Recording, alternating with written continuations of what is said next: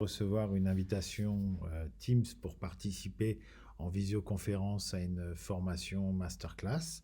Et donc, vous vous retrouvez avec une invitation qui probablement apparaît sur votre agenda qui peut-être sera un agenda Google. Et vous pouvez participer à la réunion en cliquant ici.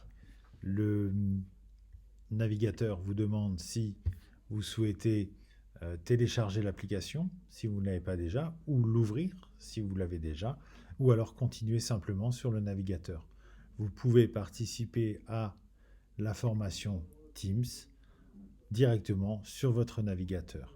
Si vous avez déjà ou si vous avez téléchargé l'application Teams, vous pouvez alors utiliser le navigateur, l'application directement comme je le fais actuellement, en utilisant le son de l'ordinateur, le micro allumé, ou alors le micro éteint, ou le son du téléphone, et la vidéo, oui ou non. Vous avez même la possibilité, si vous le souhaitez, de mettre des filtres en arrière-plan, si vous n'avez pas envie qu'on voit votre intérieur, par exemple parce que vous êtes en télétravail, ou alors pour un aspect plus ludique et plus agréable.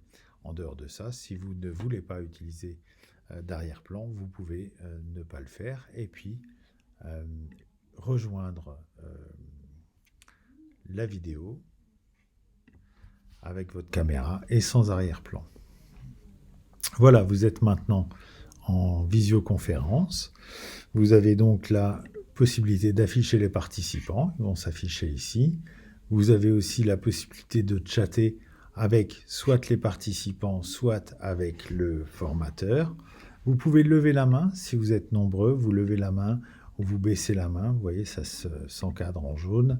Et comme ça, la personne qui dirige la réunion peut savoir à quel moment vous avez envie d'intervenir, sans que vous puissiez déranger tout le monde. Et habituellement, quand vous êtes nombreux, vous pouvez couper les micros, voire même couper la caméra. Ça ne vous exclut pas de la réunion. Pour la possibilité d'avoir des salles, vous pouvez avoir des salles et être dans des salles en même temps, les uns avec les autres, avec des petits groupes. Les options de la réunion, vous allez voir que on peut avoir une salle d'attente ou pas de salle d'attente, qu'on peut autoriser ou pas les conversations. Ça, c'est l'examinateur.